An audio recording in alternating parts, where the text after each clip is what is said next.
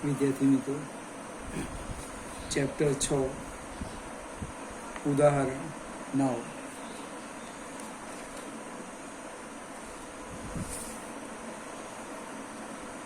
બે સમકેન્દ્રિત ગોળાકાર ગૂંચળા, એક નાના ગોળાની ત્રિજ્યા R1 અને બીજું મોટા ગોળાની ત્રિજ્યા R2 છે. R1 R2 ના કેન્દ્રો સંપાત થાય તેમ સમકેન્દ્રીય મૂકવામાં આવેલ છે.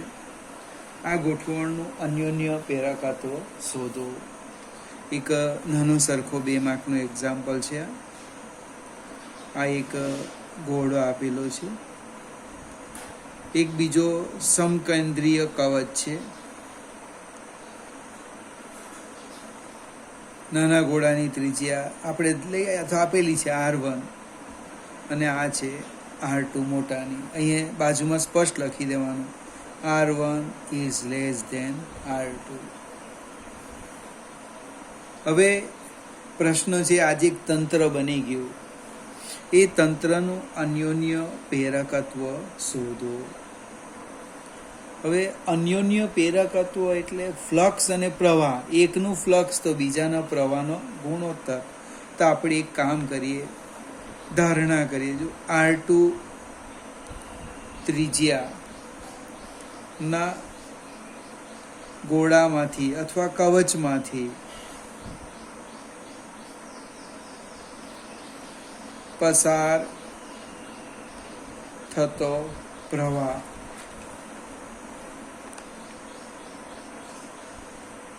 લઈ લે I2, તો ગોળાના કેન્દ્ર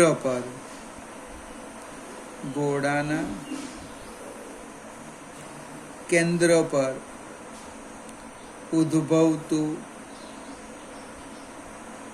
ચુંબકીય ક્ષેત્ર, એને હું B2 કહીશ. B2 બરાબર કવચ μ0 I2 અપન ટ્વાઇસ R2. આટલું કેન્દ્ર પર આટલું ચુંબકીય ક્ષેત્ર ઉદ્ભવે. હવે અહીંયા જે R1 છે એ આપણે લઈ લઈએ લેસ ધેન R2. એટલે કે નાની લૂપમાં દરેક બિંદુ પાસે B2 સમાન. નાની લૂપમાં દરેક બિંદુ પાસે આ જે ચુંબકીય ક્ષેત્ર B2 છે કેવું આવે? સમાન. તો નાની લૂપ સાથે સંકળાયેલ ચુંબકીય ફ્લક્સ, એને આપણે φ1 કહીએ. A B2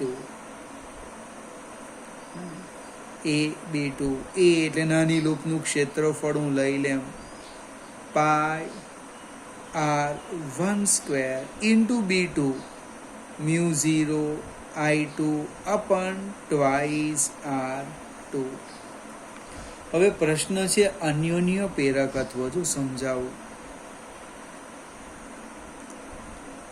અન્યોન્ય પ્રેરકત્વ એને આપણે કેપિટલ M કહીએ. ફ્લક્સ અને પ્રવાહનો જે ગુણોત્તર છે, સમજવા પ્રયત્ન કરજો વિદ્યાર્થી મિત્રો. ફ્લક્સ અને પ્રવાહનો જે ગુણોત્તર છે એને પ્રેરકત્વ કહેવાય. જો ઉપર સબસ્ક્રિપ્ટ 1 અને આ પણ 1 લઈએ તો આત્મ, પણ આ 1 2 1 લઈએ તો શું થાય? અન્યોન્ય પ્રેરકત્વ. તો મારી પાસે φ1 છે ને છેદમાં હું I2 લખી દઉં તો પરિસ્થિતિ શું થાય? જો તમે ચેક કરીએ, આપણે સમીકરણ 1 પરથી શું થવાનું? M ઇક્વલ ટુ, જો φ1 બાય I2 છેદમાં જવાના, એટલે શું થવાનું? μ0 πr1² by twice R2. Mu 0 pi R1 square upon twice R2. ફરીથી અહીંયા જે લૂપ છે એ વર્તુળાકાર લીધી, અને કદાચ સ્વાધ્યાયમાં હશે પણ, અથવા તો આપી પણ દે. એક મોટી લૂપ લે અને એક નાની લૂપ લે, બંને લૂપના કેન્દ્ર એક જ બિંદુ પર લે. પછી લૂપ કેવી લેવાના? એક ચોરસ લઈ લઈએ એટલે એનું ક્ષેત્રફળ શોધી શકાય. આ રીતે પણ એક્ઝામ્પલ ગણી શકાય. બે સમઅક્ષીય નળાકારનો પણ લગભગ એક્ઝામ્પલ છે. કહેવાનો અર્થ અન્યોન્ય પ્રેરકત્વ એટલે શું? અન્યોન્ય પ્રેરકત્વ એટલે ફ્લક્સ અને પ્રવાહનો ગુણોત્તર. પણ અંશમાં 1 લખો તો છેદમાં 2, અંશમાં 2 લખો તો છેદમાં 1. આટલું યાદ રાખવાનું. આત્મામાં 1 ને 2 આવવાનું જ નથી. 1 1 2 2. આપણે આગળ જઈએ.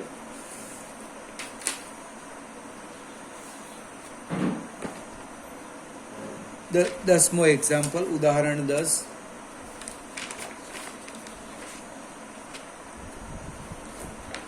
રકમ કંઈક આ રીતની છે. ચુંબકીય ક્ષેત્ર B,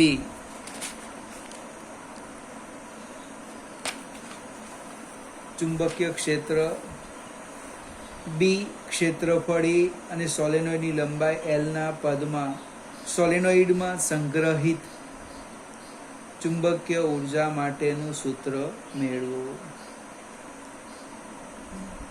ફરીથી ઉર્જા માટેનું સૂત્ર મેળવવાની બીજો બી પ્રશ્ન પૂછેલો છે. આ ચુંબકીય ઉર્જાને કેપેસિટરમાં સંગ્રહિત સ્થિત વિદ્યુત ઉર્જાની સાથે કેવી રીતે સરખાવી શકાય? ચલો જોઈએ આપણે.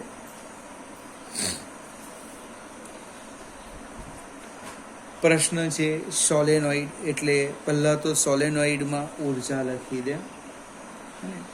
સોલેનોઇડમાં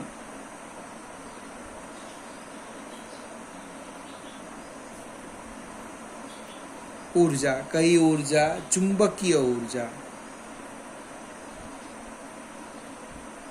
એ આપણે થિયરી મેળવેલી હતી. U બરાબર 1/2 Li², સમીકરણ 1. હવે L અને I શોધવાના. તે કેવી રીતે શોધીએ એની હું તમને વાત કરું. સોલેનોઇડમાં આપણે સામ સામે લખીશું.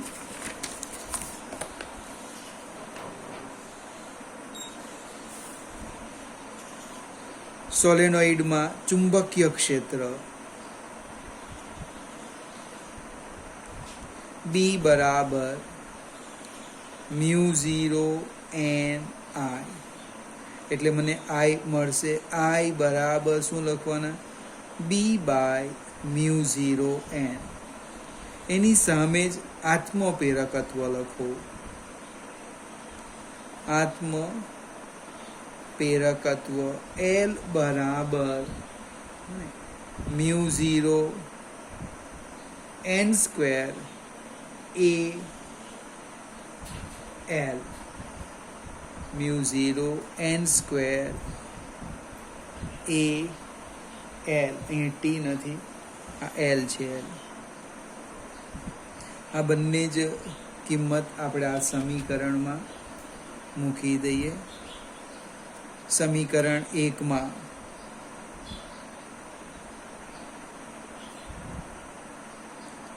કિંમત મૂકતા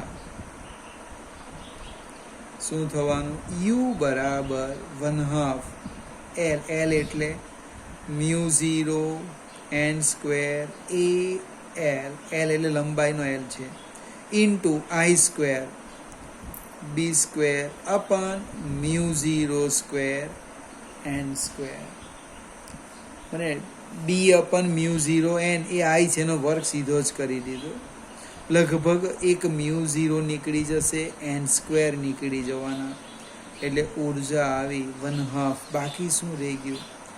μ0 B² AL.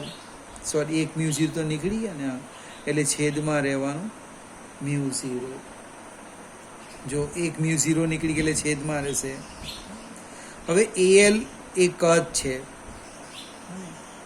ફરીથી એકવાર લખી દે, યુ બરાબર 1/2 b² al, આટલી ઉર્જા એની અંદર સંગ્રહ પામે. પણ આપણો ઇન્ટરેસ્ટ છે ને એકમ કદ, એકમ ક્ષેત્રફળ, એક નંગનો ભાવમાં ઇન્ટરેસ્ટ, ભાવ પૂછે ને બજારમાં, તેમ ઉર્જા ઘનતા લખીએ. ઉર્જા ઘનતા રો બી બરાબર ઉર્જા ભાગ્યા કદ. એટલે કે ઉર્જા 1/2 b² al ડિવાઈડ બાય કદ al. એ એટલે આડછેદનું ક્ષેત્રફળ, l લંબાઈ, al નીકળી જાય એટલે કે રો બી આવી ગયા.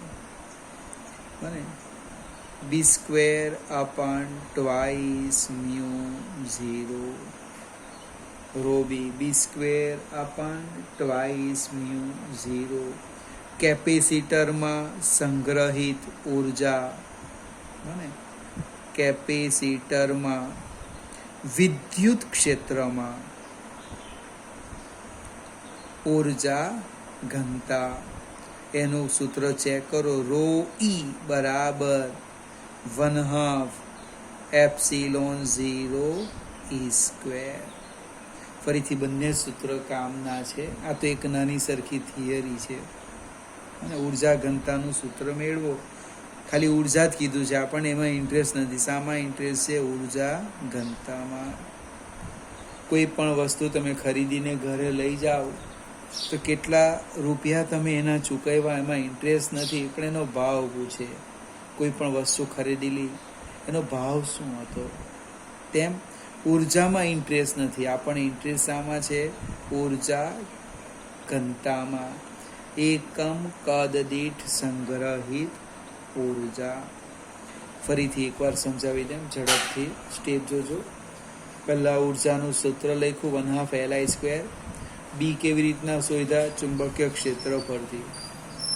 એલ આપણે સાબિત કરેલું છે, એ બંને કિંમત મૂકી દીધી, સાદુરૂપ આપતા અહીંયા આવી ગયા. હવે ઉર્જા ઘનતા એટલે એકમ કદ દીઠ ઉર્જા, એટલે ઉર્જા ઘનતા બરાબર ઉર્જા ભાગ્યા કદ, સૂત્ર આવે. ચલો આપણે સેજ આગળ જઈએ. એક સાયકલના ડાયનેમોનો એક્ઝામ્પલ છે. આપણું એક છેલ્લી થિયરી હતી એસી જનરેટર, એના ઉપર આધારિત છે. એક વ્યક્તિ એક સ્થિર સાયકલને પેન્ડલ મારે છે. સાયકલના પેન્ડલ 100 આંટાઓ અને 0.1 મીટર² ક્ષેત્રફળ ધરાવતા ગૂંચળા સાથે જોડાયેલા છે. આ ગૂંચળા અડધા આંટા પ્રતિ સેકન્ડથી ભ્રમણ કરે છે અને તે ગૂંચળાના પરિભ્રમણની ધરીને લંબ રૂપે આટલું ચુંબકીય ક્ષેત્ર મૂકવામાં આવેલ છે. તો આ ગૂંચળામાં પેદા થતો મહત્તમ વોલ્ટેજ શું હશે? હવે જે કંઈક આપ્યું છે એ લખવા પ્રયત્ન કરીએ. એક આંટાની સંખ્યા આપી છે 100, ક્ષેત્રફળ આપ્યું છે એ 0.1 મીટર². પછી ગૂંચળાનું લખેલું છે અડધા આંટા પ્રતિ સેકન્ડે ભ્રમણ કરે છે. પ્રતિ સેકન્ડે એટલે દર સેકન્ડે ભ્રમણનો દર આપ્યો એટલે કોણીય ઝડપ ઓમેગા. અડધો આંટા માટે કેટલો સમય લાગે? પ્રતિ સેકન્ડ એટલે શું થવાનું? અડધો આંટો એટલે કોણીય સ્થાનાંતર થવાનું પાય. એકમ લખાય રેડિયન પર સેકન્ડ.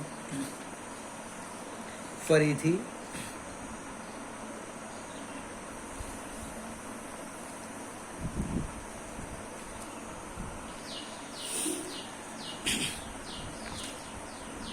ઓમેગા અડધા આંટા પ્રતિ સેકન્ડ. ત્યાર પછી ચુંબકીય ક્ષેત્ર આપેલું છે બી 0.01 ટેસ્લા અને મહત્તમ વોલ્ટેજ પૂછ્યો VM. જનરેટરની વાત કરતા છે આપણે. એપ્સિલોન લખવું હોય તો એપ્સિલોન એમ પણ લખાય.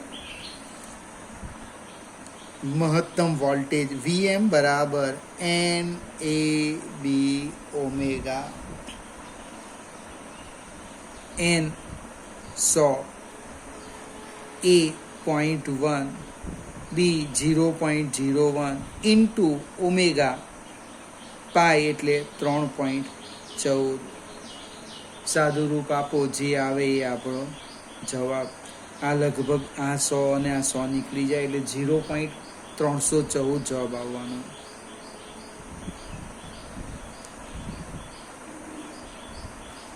ફરીથી અહીંયા લગભગ ઉદાહરણ પૂરા થઈ જાય છે. હવે પછી આપણે સ્વાધ્યાયના જોઈશું.